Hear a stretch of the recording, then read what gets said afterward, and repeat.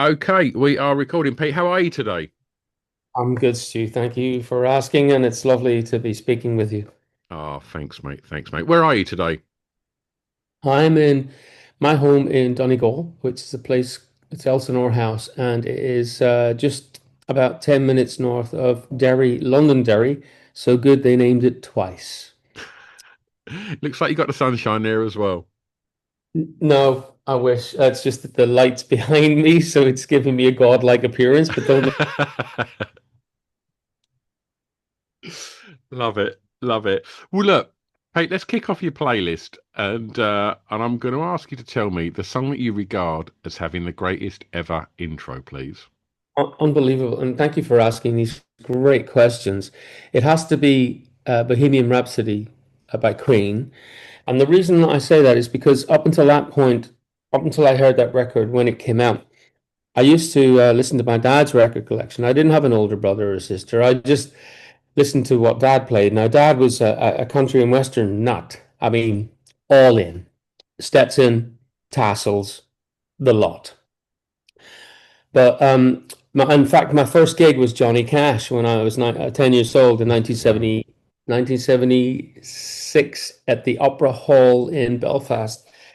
That was incredible, but I grew up on Johnny Cash. But the first time I heard something that wasn't Johnny Cash was a Bohemian Rhapsody by Queen. And I know from watching the movie Bohemian Rhapsody that it was that what they call little operas for the kids, but it just it's just so mind-blowing that something so complicated, beautiful, classical, and beautifully written and executed could just draw you in. And I know that they had difficulty getting any airtime, and I love the story that he got locked in Radio One by with Kenny Everett, and they played it over and over and over until So it's like, listen to this.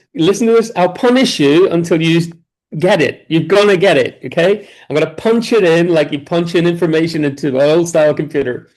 And that's what they did. And that's, I don't know, it's so special. And I remember it being number one, seemed like for ages, but I remember my dad had one of those old gramophones. Do you remember the console tables in the 50s and 60s? It was all built in. Yeah. So you had the speakers behind a wooden grill and the Toley. And then up on top, you'd have like Radio Luxembourg and this whole sort of smorgasbord of radio stations. And then it'd have room for like maybe six or seven or so LPs. I had one of those things, and I remember pressing my ear against the speaker religiously every Sunday in the chart countdown just to listen to that record and not be interrupted. It was magic, absolute magic.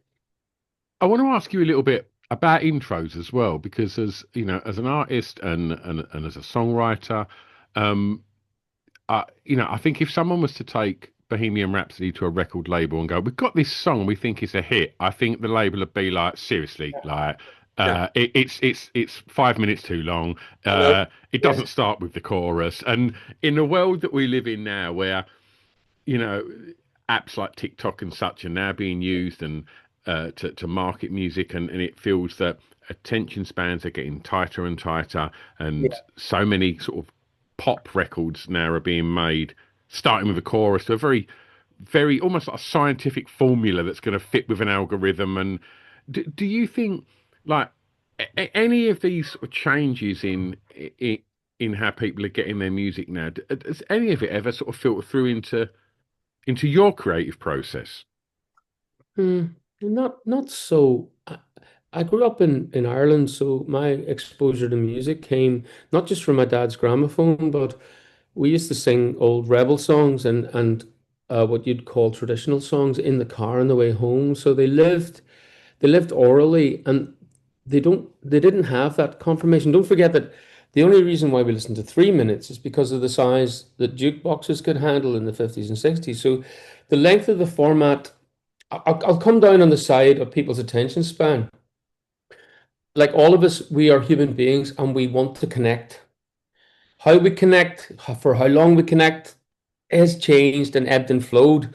And I think it'll always change. I think at the minute, everyone's got the attention span of a goldfish because they're getting that dopamine hit off the iPhone constantly. And I worry for the kids a bit because they're not. Someone said to me the other day, like the average teenage boy spends 19 hours a week gaming. Wow. When our generation, I'm looking at you, I think you might be a few years behind me, but I'm looking at the wrong end of my 50s now.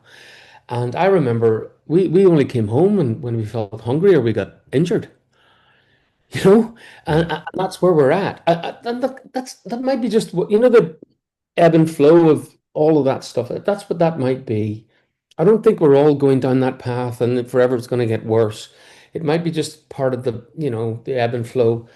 But I do think that what I learned from my time in the 80s and 90s as I was beginning to become conscious of great music was I was listening to albums. I'd buy a Police album and I'd know what track was on next. And I kind of, even if I hear Message in a Bottle, I know, I've got this thing in my head with what comes next. And that's lovely because it's a body of work, and it's like almost reading a novel. I don't want to read it episode by episode each week. I know that that has a whole continuum to it. So I want to almost get the whole series all in one. So how do we consume these stories? It's all about stories. It's all about people connecting. It's that musicianship that draws you in, that sound that draws you in. So I don't think the fundamentals have changed. I just think that our attention span has changed and getting hold of our attention has changed. But I don't think it's the end of the world by Yeah. by no stretch. I do think that that that we was lucky that we, really captured maybe the kind of peak of album culture. And it's weird when I speak to newer artists now that are, just starting to release their first records now. It's all about like kind of EPs, and there's not that, oh, this is our album. This is a what's going on. This is an Astral Weeks. This is like it isn't necessarily a body of work, and I think I understand things change, but I do think there is something lost in that as an artist putting together an album. And like you say, the track listing, you hear that, and it's the same with like, I guess, mixtapes back then as well. I've got songs that I'll just go, I know what comes after this because I had a Yeah. mixtape when I was Really fit. 13.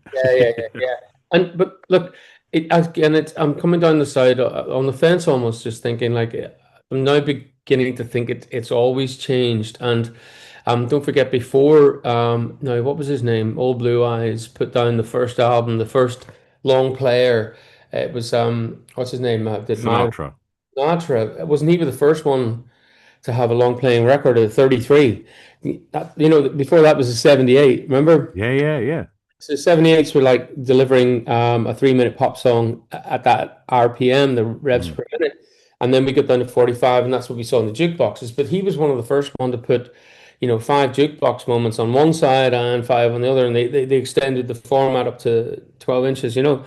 And I think, okay, so you're looking at like if you're looking at a novel or if you're looking at even people's attention spans, if people are going mad for this thing, Yellowstone, and they'll sit in front of that. Or there's a great one I love. I don't know if you've seen The Beatles by Peter Jackson. Mm. Oh, mate, how many times have you watched that? I've watched Yeah. it twice, and it's 9 hours. But if you've been in a band, you know that that is like being a fly on the wall. And when sorry, excuse me, not Elton, but when Lennon's sitting there with McCartney, and they've got it hidden the microphone in the flower pot in the middle of the table, you are watching human beings with all the crap that comes along with shared history playing out in real time, and I just absolutely love it. It's just the same. We're given an image, and we take an image because we want the image, but that's the reality. They're going back as far as the Reaper band. They're going back as far as George being put out by seeing Eric Clapton. It just plays out, and our attention spans are really funny because you're watching people now taking in episodes of like the Lord of the Rings, and then they're also like they're just hitting the dopamine on 20-second hits on what's we call it on TikTok, for Mm. example. But I still think TikTok's now got a thing called book talk. Do you know about this? No. So I'm working on my autobiography. So I've had a long life, 58 years old, and I've found out that they're running a version of TikTok, but it's called book talk. And what they're doing is their authors are up there reading excerpts of their work. So people are not just doing the 20-second dopamine hit. They're quite prepared to give things a longer time to hear the story because, again, it comes back to the story. If your song has the story, it'll get the attention. It will. It depends what they're looking for. You see so much on there that's just like, I'm not listening to that. And you sort of pass by it. And that's what's going on. But they're still fishing for the same thing. They're looking for the connection. We all are. Yeah. That's what life is. Looking for that connection. Feeling those shared moments. Otherwise, what is it about? Like a series of like hand to mouth exercises. Just Yeah. doesn't seem to be very satisfying. I'm going to ask you to tell me the first song you remember hearing that had an emotional impact on you, please, Pete. Oh wow. Fuck. Sorry, didn't mean to curse. That's all right. Dad, as I said, had his console, but and it still does today. It's the Beach Boys. Is that what I said? Reminded you Yeah, of yeah, yeah, Go Granny Go? They did a version of Go Granny Go, and because I was such a granny's boy, I used to pull up a little stool because I was too short to get to the console table, and one day he caught me at his console table. I was only 3. And I'd managed to open the lid, which was heavy, and had a wee sort of what do you call pneumatic arm on it. And I'd managed to get the record out. And I remember you had to put a wee disc in the end, like a little a tri disc inside to make the 7-inch fit on the turntable. Made it drop down so I could hear it. And they just watched me do this. And the thing is, I was so into my granny that I was like thinking about my granny the whole time. But the harmonies, and when you listen back to it, like it's a fun record. It's Beach Boys harmonies. They affected the Beatles. It just did something to me. And even today, when I listen to it, it just lights me up. I love it. I think it's just great fun. And music should be ultimately great fun. Should get you up off your table if you're being a wallflower at a wedding, or it just gets you going, and that's what it should do. absolutely, absolutely. If you had to pinpoint what that emotion would have been, what do you think it was? Connection again. I was an adopted kid. I didn't know it then, but the love you get around you. I mean, that's what it is, isn't it? It's just different versions of love.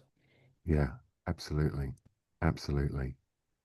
I'm going to stay in the How, formative. Sorry, go on, Pete. how love manifests itself. It can be in the smallest of gestures. It can be an "I love you" from someone special. But all of these things are the same thing. Don't forget that Tories love their children. That fucking communists love their children. All this. People care in different ways, and that's what bothers me greatly. Is that we're jumped into these different camps and othering people. And I don't see it like that. Not when I'm in front of people at a live audience. I don't see colors. I don't see division. I see unity. Mm. People want to be united in story. They want to be united. They want the fun. They want to know in Ireland they say where the crack is. Yeah. I love Yeah.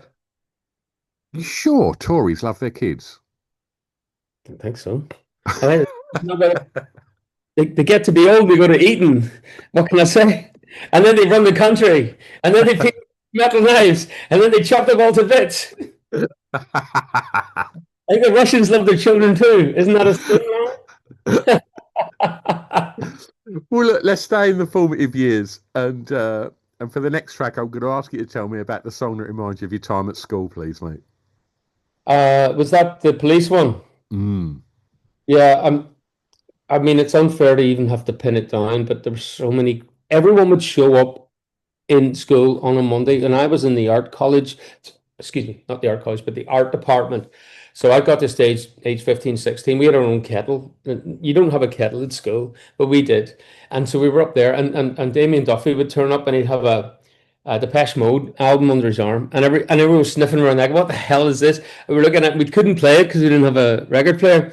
But then it made you think, we'll go around to his house and listen. Okay. And that was it. Someone had Tears for Fears came in, and then like my thing was like I was so into the police anyway that this is before the internet, and I sat down with my guitar and I worked so hard to work out those their major ninths, and I had to work them out, and I did a funny old finger stretch. I know it's not the one that Andy Summers does, but I was so obsessed. So I got this pattern down, and then I thought, well, I'll get my mate over who's a bass player, but he can play bass, and then my mate Marty can play drums. So you know what the drums were?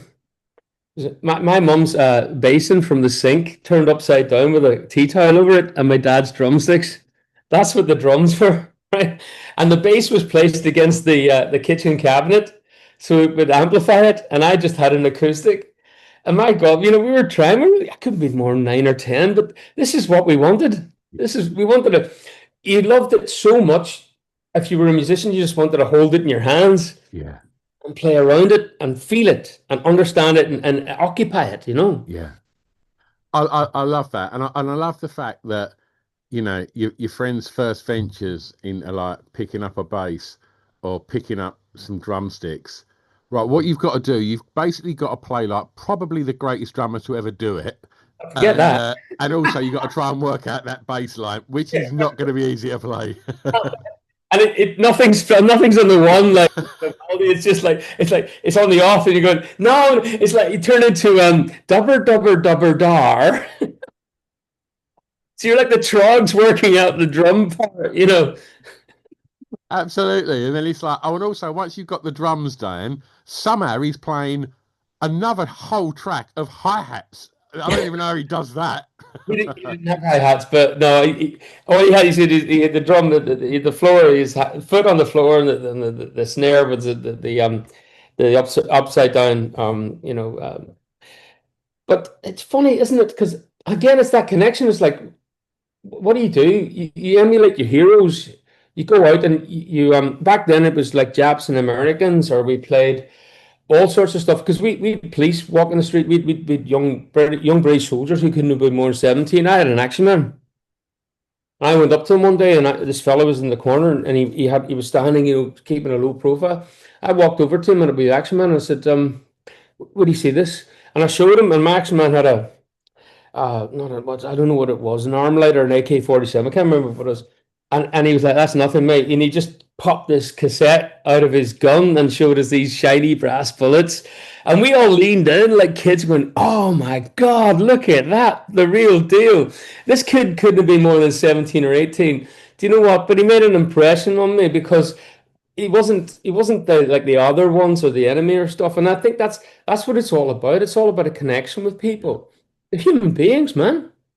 Absolutely, absolutely. Was school something you enjoyed? I did. I did. I was a bit of a renegade, a bit of a maverick. So I could keep my head clean and my nose clean and my head down with the powers that be. But I always nipped in between the lanes. And I got into trouble occasionally. I'd turn up at the college. Now, the place I went to is a place called St. Colum's College in Derry, Londonderry. So good, they named it twice. And that's famous for, if you look up a book called The Boys of Londonderry, they're the ex-alumni are people like John Hume and Seamus Heaney.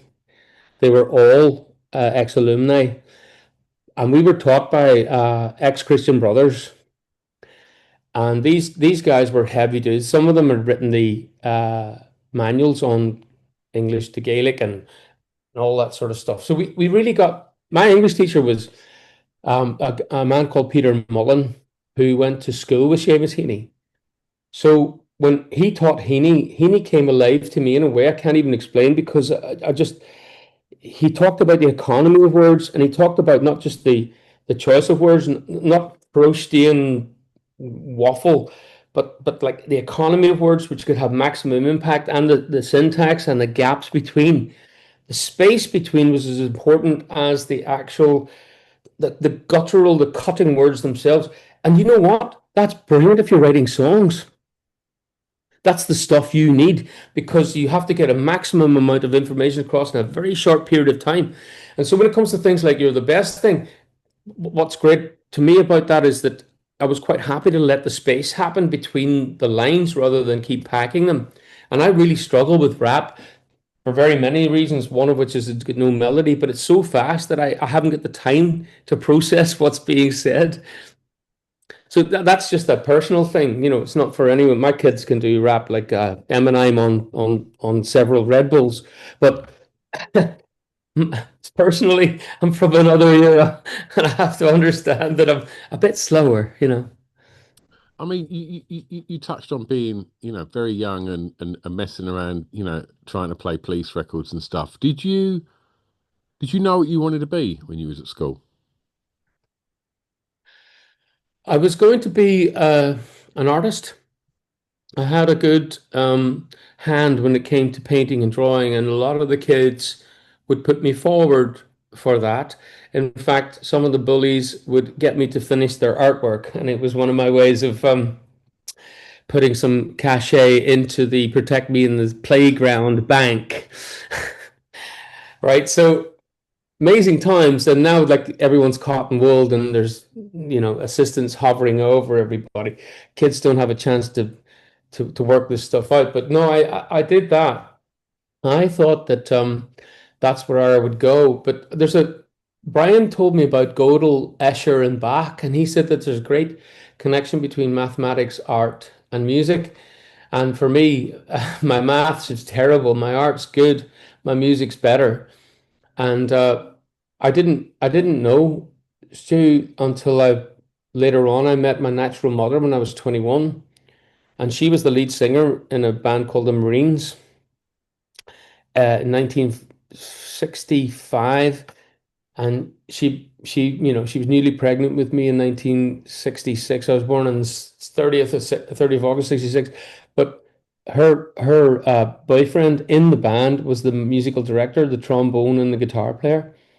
So I couldn't understand why, as an adopted child in 1966 Ireland, I was drawn to the guitar, but I also wanted to paint. So I'm looking at this because I think there's so much in our blood that we either spend our time denying, suppressing, right, or going with, like allowing. And I just couldn't figure it out till I met her when I was 21. So yeah, it was like a godlike voice saying, "Yes, you're meant to do this," and that for me was great affirmation. So after that, I didn't have any qualms about blowing my own trumpet, if that made any sense. And when you decided to sort of pursue music, um, did it did it feel that like it was possible insofar as, were you looking at other artists that had come from where you come from and going, if they can do it, we can do it? And if so, who were they? Well, I mean, obviously the undertones were light years ahead of us. We didn't realize my first indie band were a band called Tie the Boy, Tie, the Boy. And everyone says Tiger Boy. No, it's Tie the Boy. And the thing is, like, it's not sinister. If you look up Tie the Boy now on the internet, I'd advise you to look away. Um, but Tie the Boy was named after a local tramp. And what he did was he took two or three coats from Oxfam and he tied them together with sisal. And it became an expression amongst dairy mothers for scruffiness. They'd say, "Look at the state of you going out there. You look like Ty the Boy." And because we were young and we'd Oxfam clothing on, we looked just like Ty the Boy. And that seemed to be perfect. And there's a debate even in the band now. We still hook up every Christmas and have a wee play around, as you do, play around and have fun and a bit of the crack. And Kevin, the lead singer's like, "We got to change the names, lad," and I'm, no, no, it's brilliant. Just leave it. It's the whole thing. Like, so, yeah, I think, sorry, I've forgotten the question. Remind me again. Yeah, it was just like, who were you sort of the bands that you were aspiring to that thought, that made you think, look, people Yeah, from where I come from can do this. it was definitely the undertones that were the guiding light, but that was, we understood from being in Boy that that was a one-off between Terry Hooley and Good Vibrations, and that leap to John Peel, because there was no infrastructure here at all whatsoever. We were during the Troubles. They were blowing up venues a week before we'd have a gig. But then after that was like people like U2, and we thought, good God. And then U2 were actually instrumental in Tie the Boy having its first record deal because they started a record label called Mother Records. That's right. And Mother Records had, Tuesday Blue, they had Hot House Flowers, several other bands, and they gave us a hand up and then moved us to London. So I have a debt of gratitude to the lads there. The thing is, like, I think, what do you do? And you got like FU money. What are you going to do with it? So they poured it back into the wee scenes, the Irish scenes, and it was great to give a lot of people a leg up, as it were. So no, there was some sort of way out, but you could only ever look at with envy at the British scene, because if you lived in Reigate and you had access to a synthesizer, you could join Spandau Ballet, or you had that leg up. If you were in Manchester, there was always that little thing that popped between the Beatles, and then there was the Manchester thing. So there's always the industry was always kind of centered in the Midlands or something. There was the Scottish thing. Do you remember at one time between them, King and Simple Minds and all that stuff? They could do no wrong, but it rarely, like the Eye of Sauron, rarely turned its spotlight onto Northern Ireland. And when it did, it was lovely to see people like you know the Undertones do. There's another band I really rate as well, and I went to art college with the guitar player, a guy called Decky Murphy, a band called The Four of Us, and they were signed to Sony, and they were quite special because they did it without any of the hoo-ha about live and stuff. They just did videos, and so they were kind of the first kind of Beck, as it were, of their day. But it was funny because we were cutting a groove there with Ty the Boy, and there was bands like Call and Bam Bam and the Calling and Ghost of American Airman, all these bands that were there in the 80s. When you were looking at Echo and the Bunnymen and the and all this stuff, we were trying to make a noise. No one was listening. And that's partly why I got to a point where I said, I have to get out, I have to go to Dublin, I've got to go to London. I just don't, I was obsessed about how to make a record. It wasn't just about how to make it in the industry, it's about how to make a record, because that was closed shop to us as well. It was kind of like the magic circle. How do you start? You hear about the Beatles and four tracks and all this stuff, and it's all hearsay. There was no manual, there's no internet, there's no YouTube. The whole thing was just like an anathema. It was the magic circle. It was closed out. We were shut out. So in order to do that, I had to get to London. I had to meet good people who showed me this is multi-tracking. Here's how you put logical bias into tracking, and it was like all this mind-blowing stuff. And through trying to make records, I ended up before Dream getting getting kind of a little name for myself in the Ladbroke Grove scene, with Honeychild and the Rays and stuff like that. And then eventually people sort of switching on to that. But then I had those skill sets in place when the early house music scene presented itself to me. So yeah, there were bands leading us out of Ireland, but the thing was that with Tie the Boy, they were blowing up venues as they were trying to do gigs. Wow. You mentioned Terry Hooley and Good Vibrations there, Yeah. so I'm gonna use that as a tenuous link to ask you if you remember what the first record you ever bought was. That's very good. I went to we had a couple of records in town, obviously the big conglomerates, but HMV and stuff. But there was a little place called Cosmo Vinyl, and that was Thomas Black, I believe, ran that. And I went in and I bought. I heard Lloyd Cole and the Commotions on. I think it was Janice Long, and I just the perfect skin, man. We were dancing to it in the venue and listening to it on the radio. And Lloyd Cole's got a terrible voice, but like Morrissey, but he's got a great turn of phrase. And get down to the basement, look at the slides of the family life. And at the age of 10, she looked like Greta Garbo, and I loved it then. And we were so in it, it was really detailed and almost Byron-like, that sort of Baroque style. So yeah, I jumped in on that one, but funnily the same day on the same purchase, I actually bought Cyndi Lauper's Time After Time, which was out at the same. Wow. I So mean, what a record that is. no, but like one's a Yeah, big American sort of pop record, and the other one's like a kind of indie. But I didn't care. I didn't care. I just loved good songs. They were great songs. yeah, I wanted to learn them on guitar. I wanted to sit and play them again and again. yeah. And I mean, Lloyd Cole then, like, how cool did he look as a pop star? He was like you say, he was like he had that Morrissey kind of, Yeah. turn of phrase and Actually, the quiff and the B side was called Forest Fire. I remember it, and my God, it was like to me, it's an early house music. You hear the forest fire. Listen to it. It's got the four to the floor, and the whole thing's like it's fantastic. It's like an early house record without the 909. It's got all of Wow. the listen to it. It's called Forest Fire. Oh, wow. I think we might do a version of that. We might do a version of that. Fantastic. Fantastic. Um, I'm going to ask you for your next track, Pete, and I'm going to ask you to tell me the song that soundtracked your year's clubbing, please. Okay. I told you Snap. Mm. First time I heard Snap, I was desperate for a room to stay in Ladbroke Grove. I was trying to get out my friend's floor in Manor House, and I turned up at this party in Ladbroke Grove, and two big black burly bouncers on the door charged us £2 in to this little place in Aldridge Road Villas. And we went inside, and the sound system was moving. This house, man, back in the days when it could, and Snap was on. I got the like, wow, this is so fucking enormous. And I lent it to Sharon Hannaway, the girl who was owning the place, and I said, "Oh, here you got a room going." She said, "Yeah."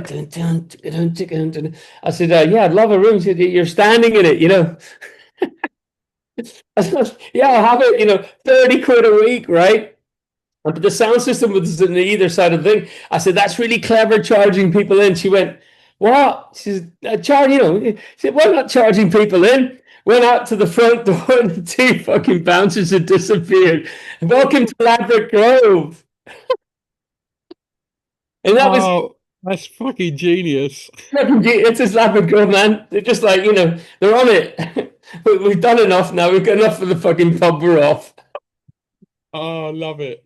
Love it. Yeah. So what was going on in that sort of Ladbroke Grove scene? What was sort of bubbling around then?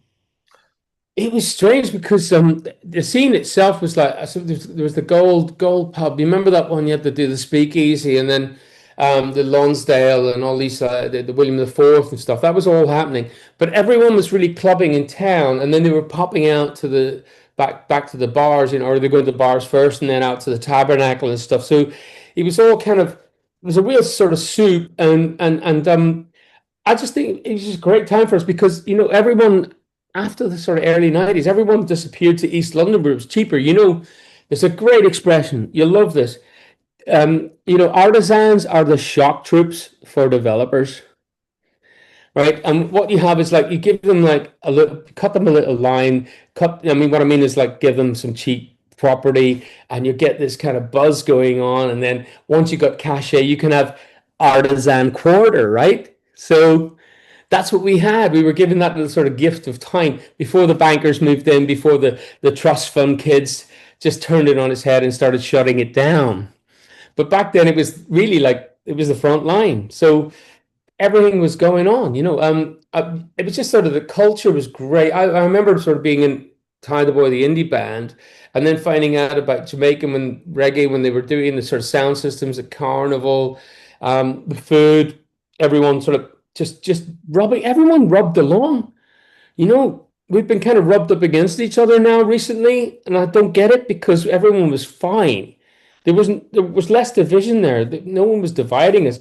People were interested in each other, they were interested in the music and the clothing and what are you doing? You're gonna pass me a spliff or give me a tablet.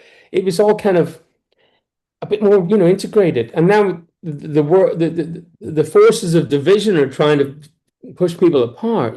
So it was really, for me, a great time. I loved it, and for me, a little from my little background in Ireland, it was a massive, mind blown. Completely blown. I never had an avocado till I moved to bloody Portobello. It sounds odd, but this is what was it, 1989? I Yeah. mean, we didn't have stuff like that in Ireland. A bloody artichoke. What the front door is an artichoke? How do you eat it? How do you cook it? And you find all this. What's a yam? What are you doing with that banana? Burning it on a bloody, grill. You just knew nothing. And the thing is, like food and music brings people together. Always has done, always will. It's glue. I mean, to have found yourself then like having your mind blown and you know growing up, I'm sure devouring Top of the Pops each week.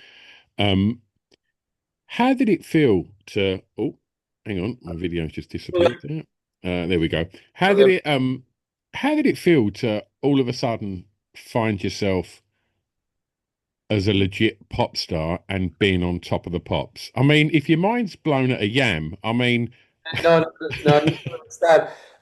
My mind could be blown at most things, but I never thought of myself as that. But I did when the first time I stood there, the best thing was being shown as a precursor to sort of low chart placings and stuff. I was on there and I just respected it. I totally respected it, and I thought this is great. And we'd cut the best thing down from 7 minutes to 4.5 minutes. And while I was standing there and the cameras were running around, I thought I was going to do my thing. I was standing in a wee Dexter Wong, excuse me, a Mark Powell suit, petrol blue suit with a velvet collar, feeling like I was the Noita Shane. And these cameras went round and they cut us off at the second chorus.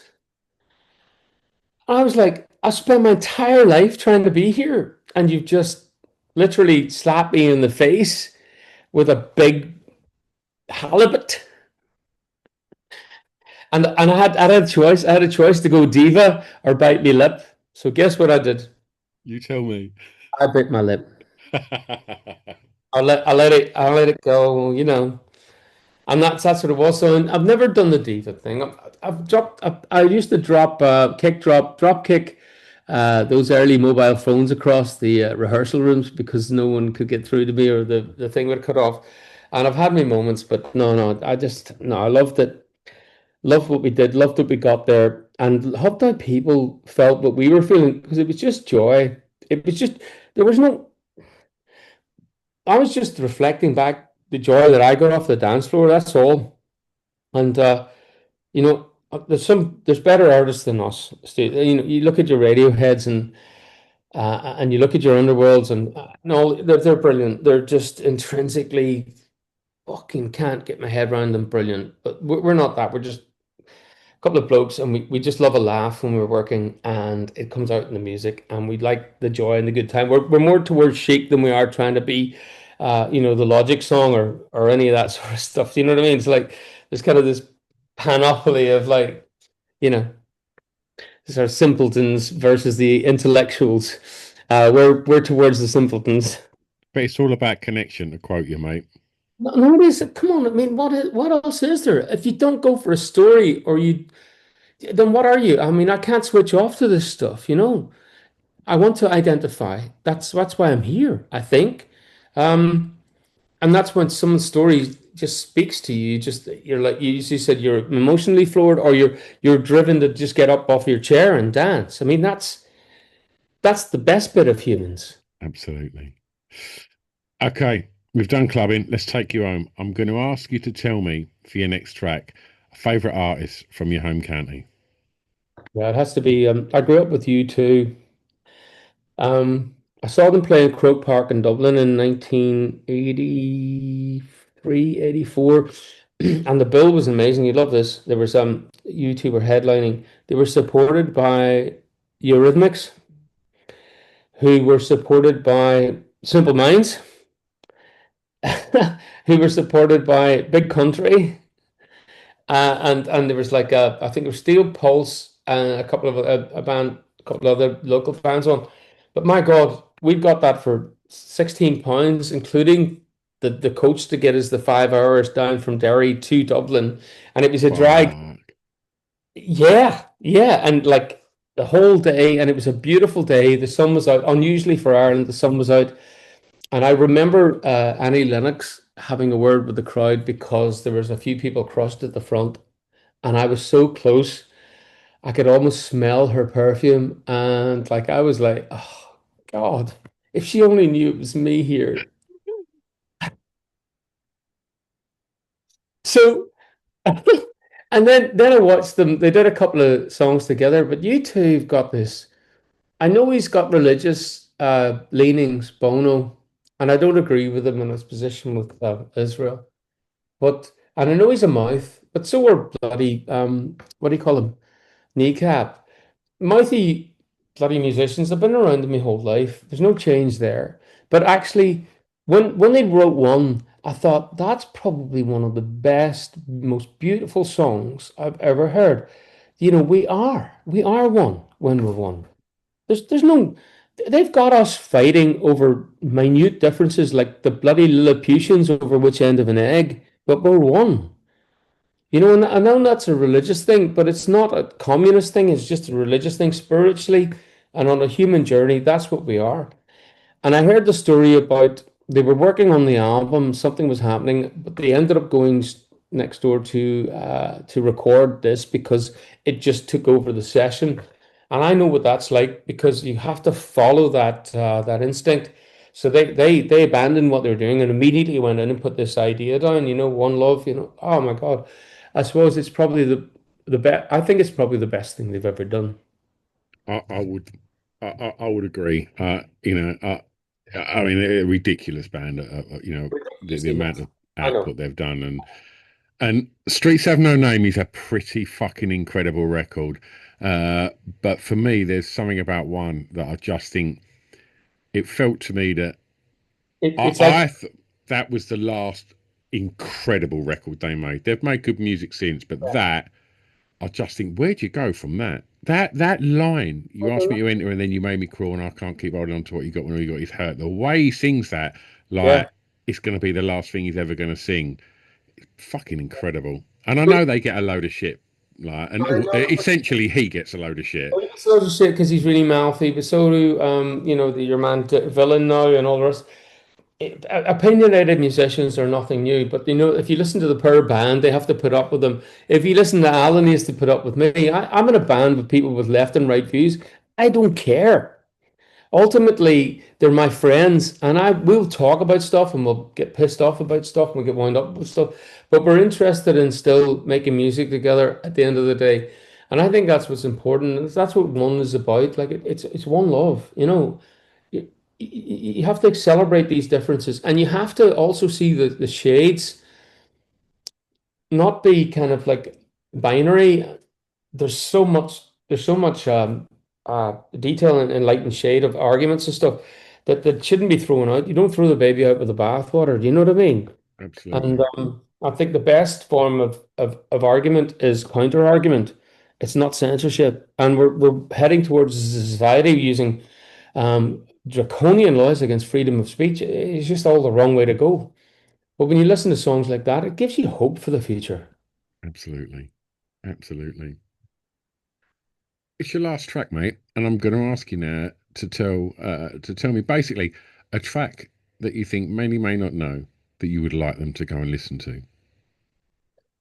Which one did I tell you? You went for Nielsen. Do you know I was conflicted because I was going to say Charles Trenet, tick tick. You know that one? No, tell me Oh, more. Charles Trenet. I was watching a beautiful year by with Russell Crowe. It's one of my favorite movies because I'm a bloody romantic. Shoot me.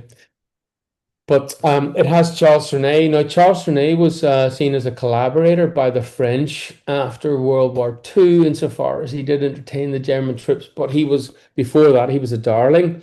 And he was afterwards. But he's got these kind of funny songs, that they're comedy songs, but they have a melody that's kind of like ping pong ball. But also, there's a real joy in them.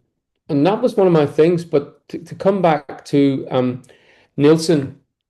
I Can't Live, I think, is probably one of the best ballads ever written. And I think he's completely like he's been cast in the shadow because the Beatles were going, you had the Beach Boys. He was to me right up there. And in fact, I've listened to some of his songs. I think they've got something to go with like early punk, you know. It's bizarre, but if you listen to them, but Everybody's Talking at Me is a song I learned to play on guitar probably in 1981, 82, and I used that in the cornfields to try and, impress the girls, and it worked a treat. It worked a treat, and I learned Marlena's Watching from the Wall. What's her name now? Susan Vega. Dan Vega. So that was that time, And but if you play Nielsen on guitar, it's so beautiful. I'm going where the sun keeps shining.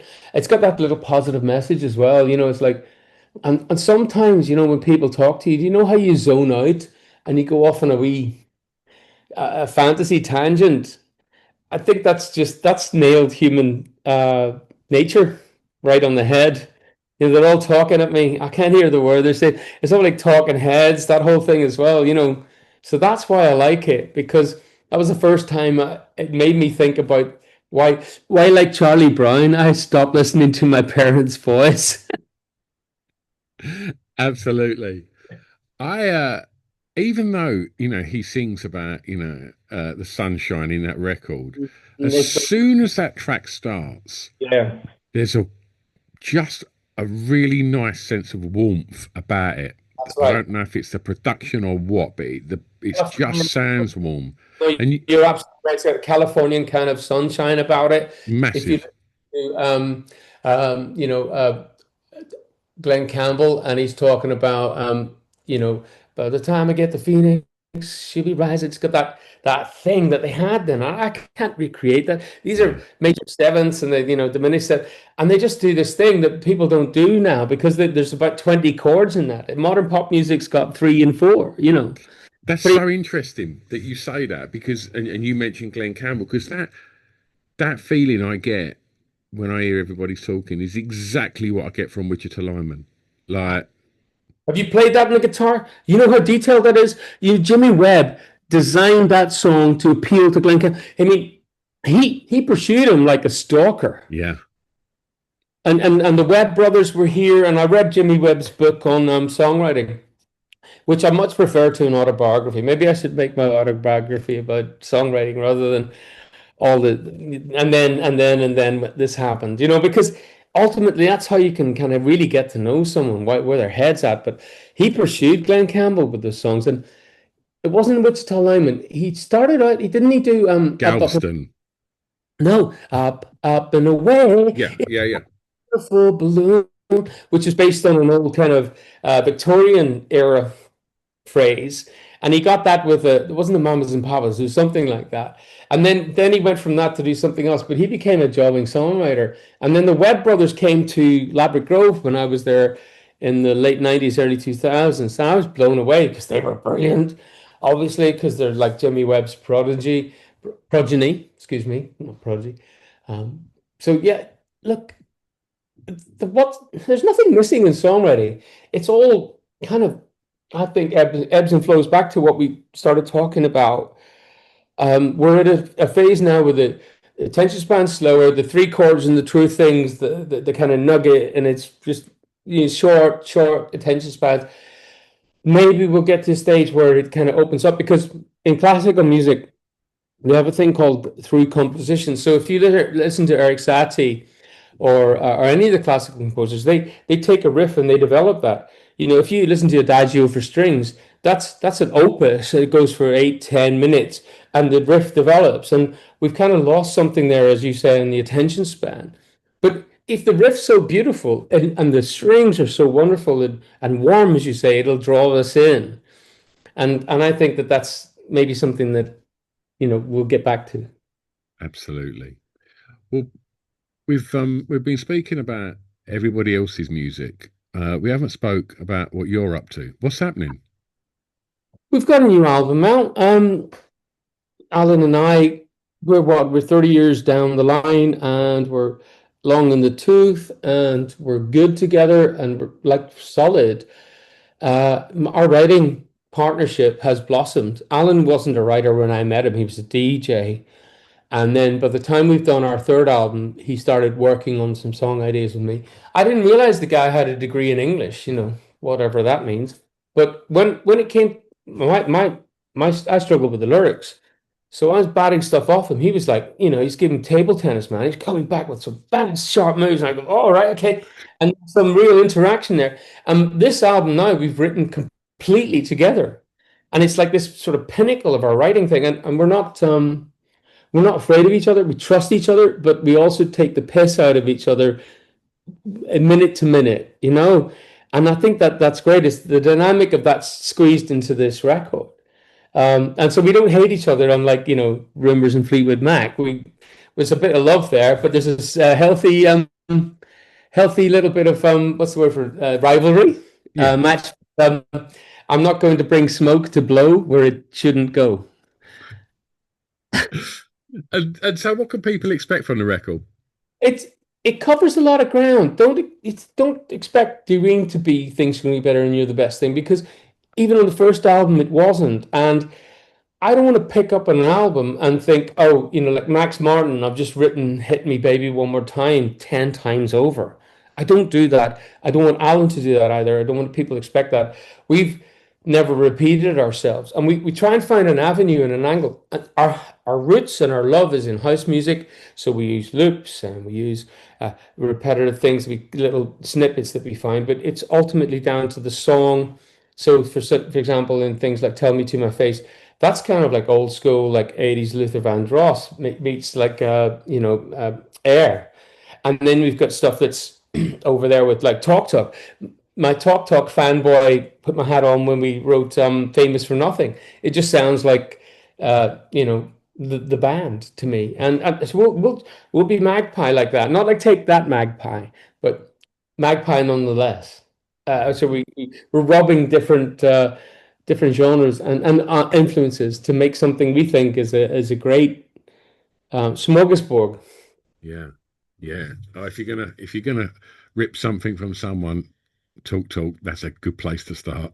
Color of Spring's one of my favorite albums, and I know everyone goes on about um, the others, but that was the one that did it for me. When I Don't Believe in You probably is one of my I want that played. That's my funeral at my funeral. Yeah, He's he's give it up on Color of Spring. no, don't believe so. No, I don't know. Oh, I mean, yeah, just out of shot here, someone painted me a really nice picture of Mark Hollis just after he passed, and What a they're from where I'm from, and yeah, what a ridiculous band, and what a unique voice. I know but when you think of the what we had from them, and I really want my kids, I play my kids some of this stuff and they get some of it, but they haven't time to take it all in. There's so much hitting them all the time, from different things. But I think that the truth will out, I mean, this stuff is so good, it's going to stand the test of time. It has to. Life's what you make it, I think, has to be one of the best, not just a great sentiment in and of itself, but the record's fabulous. The groove to that is ridiculous. No, it's like Prince would do it, with the Lindrum, like what's going on there? It's all over the gaff, but it's grooving. Yeah, Yeah, yeah. yeah. Well, look, if people want to find out more about the record and that, is there going to be live shows? We already on the live circuit, the festival circuit this year, so you can check out dream.co.uk and all the gigs are there. But the thing is that we're now working with Chrysalis, and they're kind of, we haven't had a record deal in 30 years. So these guys are like, they felt what we're doing. And so that means that's a real affidavit, that's a real vote of confidence in where we're coming from. So I hope when you hear the album, you know where I'm coming from. So I think we're not messing around here. Like all the goodness has gone in there. We're what, 30 years together, and we've condensed that like a Campbell's soup into one tin of goodness. I mean, that's the sweet spot to finish on. Yeah. I don't know where you pulled that from, but I like it. Uh, Um, Pete, it's been an absolute pleasure talking records with you, mate. I've had so much fun, and I wish you all the best with the record. And then And anytime, man, you know where I am. Just let me know. oh, you're an absolute legend. Thank you so much, my friend. I'm going to press stop, but don't go anywhere.